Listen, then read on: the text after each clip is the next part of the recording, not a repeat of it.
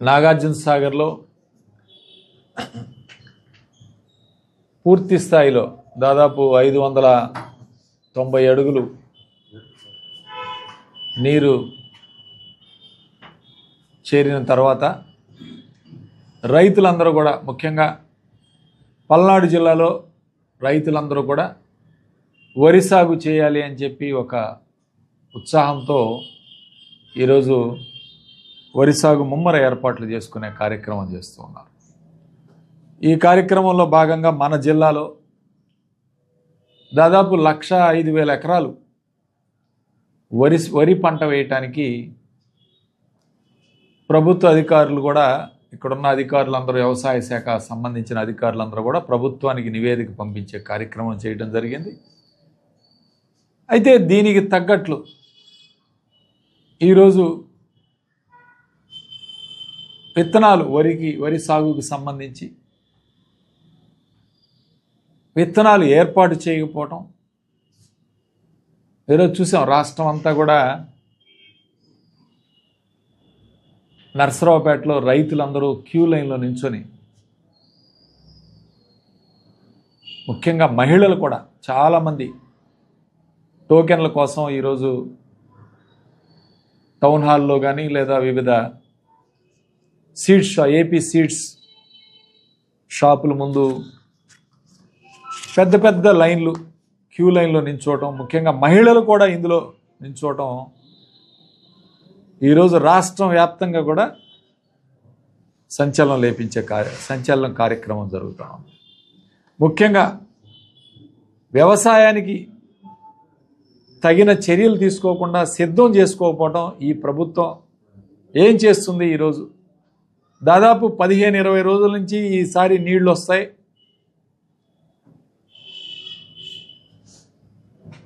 పైనుంచి వరద వస్తుందని చెప్పి అందరికీ తెలిసిన విషయమే.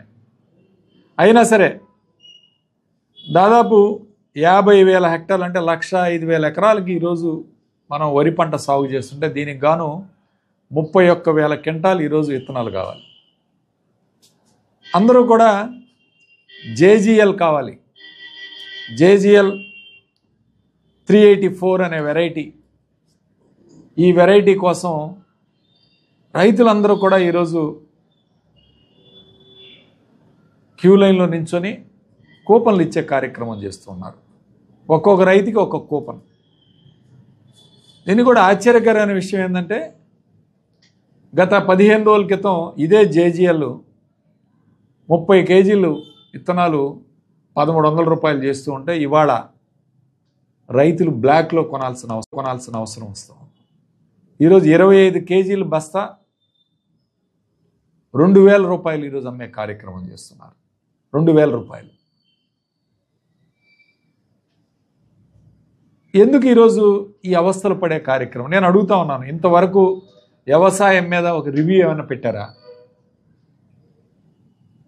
కనీసం కలెక్టర్లు కానీ, వ్యవసాయ శాఖ అధికారులు, జనరల్గా వ్యవసాయ శాఖ మంత్రి రాష్ట్ర వ్యాప్తంగా ఒక సమీక్ష చేయాలి. సమీక్ష చేసి దానికి సలహాలు ఎంతవరకు వచ్చాయి, విత్తనాలు ఎంతవరకు ఉన్నాయి, ఎరువులు ఎంతవరకు ఉన్నాయి, వీటన్నిటి మీద కూడా సమీక్ష చేయాల్సిన బాధ్యత ఉందా లేదా ఈ ప్రభుత్వానికి? దాన్ని అంతా కూడా పక్కన పెట్టి రైతుల్ని ఇవాళ క్యూ లైన్లో రోడ్డు మీద నిలబెట్టే కార్యక్రమం చేస్తూ ఉన్నారు. అట్లానే మా దగ్గర ఇక అసలు 31,000 క్వింటాలకు గాను కేవలం 4,000 క్వింటాలే జేజీఎల్ మాత్రం అందుబాటులో ఉన్నాయి. మన జిల్లాలో 31,000 క్వింటాలు జేజీఎల్ అవసరమైతే, విత్తనాలు అవసరమైతే మనం ఇచ్చింది ఇప్పుడు దాకా కూడా 4,000 క్వింటాలు. దాదాపు 27,000 క్వింటాలు ఇవాళ షార్టేజ్ ఉంటే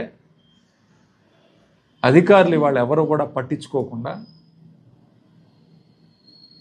ఎవరు కూడా దీని మీద రివ్యూ చేయకుండా, చర్యలు చేయకుండా ప్రైవేటు షాపుల్లో విత్తనాల కోసం ఈరోజు రైతులు రోడ్డు మీద నిలబడే కార్యక్రమం. ఎంతసేపటికి వ్యవస్థలన్నీ నాశనం చేశాడు జగన్మోహన్ రెడ్డి గారు, నాశనం చేశాడు అని మాట్లాడటం తప్ప ఆయన తెచ్చిన వ్యవస్థలు మీరేం చేస్తున్నారు? వాలంటీర్ వ్యవస్థని ఈరోజు ఏం చేశారో ఎక్కడ పెడుతున్నారో వాలంటీర్లు కూడా ఎవరికి అర్థం కాలేదు ఇంతవరకు. వాలంటీర్ వ్యవస్థను పూర్తిగా నాశనం చేసి పక్కన పెట్టేసే కార్యక్రమం. అట్లానే జగన్మోహన్ రెడ్డి గారు ఇవాళ రైతు భరోసా కేంద్రాలు తీసుకొచ్చారు. గ్రామానికి రైతు భరోసా కేంద్రాల ద్వారా గ్రామాలకి రైతులకి ఎక్కడ అవసరమో అక్కడికి విత్తనాలు పంపించి ఎరువులు పంపించి అక్కడ డిస్ట్రిబ్యూషన్ చేసే కార్యక్రమం చేస్తూ ఉంటే వీళ్ళు ఇప్పుడు రైతు భరోసా కేంద్రాలను ఎత్తేసి వాటిని రైతు సేవా కేంద్రాలను పెట్టి కేవలం నామమాత్రంగా వాటి తలుపులు తెరిచే కార్యక్రమం చేసి అక్కడ ఎటువంటి విత్తనాలు కానీ ఎరువులు కానీ ఎటువంటి లబ్ధి చేకూరకుండా ఇవాళ గాలికి వదిలేసే కార్యక్రమం చేశారు.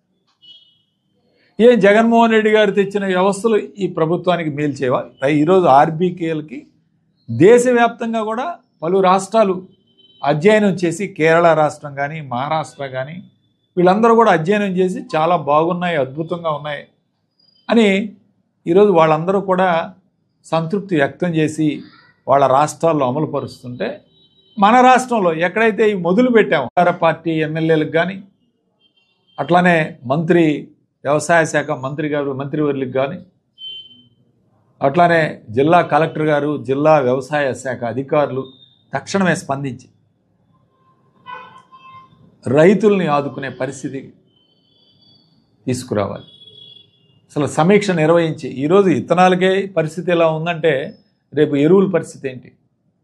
మొత్తం వరి వ్యవసాయం సాగు చేస్తే ఎరువులు ఏ విధంగా లభ్యమవుతాయి, ఏ విధంగా సకాలంలో ఎంత స్టాక్ ఉంది, ఎంత అవసరం, ఎంత ప్రొడక్షన్ ఉంది, ఏ కంపెనీలతో మాట్లాడాలి, ఇవన్నీ కూడా సమీక్ష చేసుకోకుండా ఇప్పటి వరకు కూడా వైఎస్ఆర్ కాంగ్రెస్ పార్టీ కార్యకర్తలను ఎలా కొట్టాలి, ఎలా చంపాలి, ఎవరిని ఎలా వేధించాలి, ఎవరిని కేసుల్లో పెట్టాలి, ఈ రాష్ట్రంలో ఎవరిని చంపాలి అనే దాని మీద తెలుగుదేశం పార్టీ దృష్టి పెట్టింది తప్ప వ్యవసాయం మీద ఇంతవరకు దృష్టి పెట్టలేదు. వ్యవసాయం మీద దృష్టి పెట్టాలి. సీజను ఆల్రెడీ ఈరోజు స్టార్ట్ అయ్యే కార్యక్రమం ఉంది. ఇంతవరకు ఎటువంటి సమీక్ష జరగలేదు. దయచేసి వ్యవసాయం మీద దృష్టి పెట్టండి. మనుషులను చంపే కార్యక్రమం, కుట్టే కార్యక్రమం వీటికి తెర దించి వైఎస్ఆర్ కాంగ్రెస్ పార్టీ కార్యకర్తలను వేధించే కార్యక్రమం ఆపి ఇప్పటికైనా మిమ్మల్ని గెలిపించింది ప్రజలు, పరిపాలన చేయాలని చెప్పి, అంతేగాని ఈ విధంగా ఇబ్బంది పెట్టే కార్యక్రమం చేయకూడదు. దయచేసి ఇప్పటికైనా వ్యవసాయం మీద దృష్టి పెట్టాలని చెప్పి ప్రభుత్వ పెద్దలందరినీ కూడా నేను కోరుతున్నాను మీ ద్వారా, మీడియా ద్వారా. అట్లానే మిర్చి పంట ఇవాళ మిర్చి ధర పడిపోయింది విపరీతంగా. 12,000, 13,000 తేజ వెరైటీ కాకుండా మిగిలినవన్నీ కూడా 12,000, 13,000కి వచ్చి 25,000 ఉండే ధర ఇవాళ 12,000, 13,000 పడిపోయింది. పూర్తిగా గిరాకీ పడిపోయింది. 2 సంవత్సరాల నుంచి మిర్చి పంట కోల్డ్ స్టోరేజ్లో స్టాక్ ఉంది, నిల్వ ఉంది. కాబట్టి మళ్ళీ మిర్చి పంటకి ఆల్టర్నేటివ్ క్రాప్ చూపించాలి. ఇవాళ ఏ విధంగా ఆల్టర్నేటివ్ పంటలు దేనికి వెళ్ళాలి? నాకు తెలిసి గుంటూరు డెల్టా ఏరియాలో కానీ ప్రకాశం జిల్లా కానీ అందరూ కూడా పొగాకు సాగు కావాలని అడుగుతూ ఉన్నారు. పొగాకు కోసం ఈరోజు రైతులు చాలామంది ఈ సాగు చేయాలని ఈరోజు చూస్తూ ఉన్నారు. కాబట్టి మన దగ్గర కూడా ఆల్టర్నేటివ్ క్రాప్ ఏంటి? మిర్చికి మిర్చి వేసుకోవాలన్నా, మిర్చి వేసుకుంటే పరిస్థితి ఏంటి, మిర్చి వేసుకోకపోతే ఆల్టర్నేటివ్ క్రాప్ ఏంటి అనే దాని మీద కూడా రైతులకు సూచనలు ఇవ్వాలి. గత ప్రభుత్వ హయాంలో రైతు మండలిని ఏర్పాటు చేశాం జిల్లా వారిగా. జిల్లా రైతు మండలి మీటింగు ప్రతి నెల కూడా నిర్వహించేవాడు. అలాంటి మీటింగులు ఒక్కటి కూడా జరగలేదు. దయచేసి వ్యవసాయం మీద దృష్టి పెట్టండి, సాగు మీద దృష్టి పెట్టండి. రైతులు రోడ్డు మీదకి రాకుండా ఆదుకోవాల్సిన పరిస్థితి. గతంలో గ్రామాలకు వెళ్ళి రైతు భరోసా కేంద్రాల్లో తీసుకుంటున్నారు. ఇప్పుడు వాళ్లే పట్టణాలకు వచ్చి ఇవాళ రోడ్ల మీద నించొని క్యూ లైన్లు చూస్తే ఈరోజు భయం వేస్తుంది. కాబట్టి దయచేసి అధికారులందరూ కూడా, అధికార పార్టీలో ఉన్న నాయకులకు కానీ మంత్రివర్యులకు కానీ చంద్రబాబు నాయుడు గారికి కానీ దయచేసి ఈరోజు వాటర్ ఫుల్గా నాగార్జున సాగర్, శ్రీశైలం, పులిచింతల, కేసీ కెనాల్ అన్నీ కూడా నిండాయి. కాబట్టి దయచేసి దీని మీద దృష్టి పెట్టండి. అట్లానే ఇసుక ఫ్రీ అన్నారు. ఇసుక ఇవాళ ఇంకొక 100 రూపాయలు పెంచారు. 1000 రూపాయల టన్ను నుంచి ఇవాళ 1200 చేశారు. నర్సరావుపేటలో 1200 రూపాయలకు అమ్ముతూ ఉన్నారు. వాళ్ళేమో ఫ్రీ అంటున్నారు. మరి ఈ డబ్బులన్నీ ఎక్కడ పోతున్నాయో ఎవరికి అర్థం కావట్లేదు. పైకి మాత్రం పేపర్లో ఫ్రీ పాలాభిషేకాలు చేసుకుంటున్నారు, పేపర్లో ఫ్రీ అని రాస్తున్నారు, వాళ్ళ మీడియాలో హైలైట్ చేసుకుంటున్నారు. చంద్రబాబు నాయుడు ముఖ్యమంత్రి గారేమో అక్కడ మీటింగుల్లో ఫ్రీగా ఇవ్వాలని చెప్తున్నారు. కానీ ఇక్కడ గ్రౌండ్ లెవెల్లోకి వచ్చేపాటికే 1200 రూపాయలు ఇవాళ టన్ను, 1200 రూపాయలు ఇసుక ఈరోజు అమ్మే నర్సరావుపేటలో కొనుక్కునే కార్యక్రమం. అరే వర్షాకాలం వరద వచ్చిందని తెలుసు. స్టాక్ పాయింట్లో దాదాపు 40 లక్షల టన్నులు ఇసుక పెడితే అది మొత్తం వాడేశారు. రీచ్లకు వెళ్ళి రీచ్లో తీసుకొని స్టోర్ చేసుకోవాల్సిన టైంలో స్టాక్ పాయింట్లో ఉన్న ఇసుక మొత్తం అమ్మేసుకున్నారు తెలుగుదేశం పార్టీ నాయకులు. మొత్తం వాళ్ళ అనుచరులు, వాళ్ళు ఎవరైతే ఉన్నారో కింద స్థాయి మొత్తం ఆ ఇసుక మొత్తం ఖాళీ చేశారు. ఇప్పుడు వరద వస్తుంది. ఇసుక తీయడానికి ఈరోజు ఇబ్బందికరమైన పరిస్థితి. ఈరోజు నిర్మాణాలన్నీ కూడా ఆగిపోయే పరిస్థితి వాళ్ళ. దీని మీద దృష్టి పెట్టే కార్యక్రమం. ఇవన్నీ చేయకుండా ఎవరిని చంపాలి, ఎవరిని కొట్టాలి, ఎవడి మీద కేసులు పెట్టాలి, ఎవరిని నరకాలి, ఇది ఈ రాష్ట్రంలో జరుగుతున్న దుర్మార్గ పరిపాలన. దయచేసి ఇప్పటికైనా పరిపాలన స్వస్తి చెప్పి ప్రజల్లో ఒక నమ్మకం తీసుకొని రండి. పథకాలు ఎలాగో ఎత్తేసారు ఈ సంవత్సరం. కనీసం వ్యవసాయం, ఇసుక ఇలాంటివైనా మీరు త్వరలోనే వీటి మీద రివ్యూలు పెట్టుకొని కార్యాచరణలో తీసుకురావాలని చెప్పి ఈరోజు నేను జిల్లా అధికారులందరికీ, అట్లాంటి రాష్ట్రంలో ఉన్న మంత్రులందరికీ, అధికారులందరికీ కూడా ఈరోజు నేను ప్రజల యొక్క అవసరాలు, ముఖ్యంగా రైతుల యొక్క కష్టాలు ఇవన్నీ కూడా దృష్టిలో పెట్టుకొని మీరు ఇమీడియట్గా సమీక్షలు నిర్వహించి దీని మీద చర్యలు తీసుకోవాలని మనస్ఫూర్తిగా కోరుకుంటూ సెలవు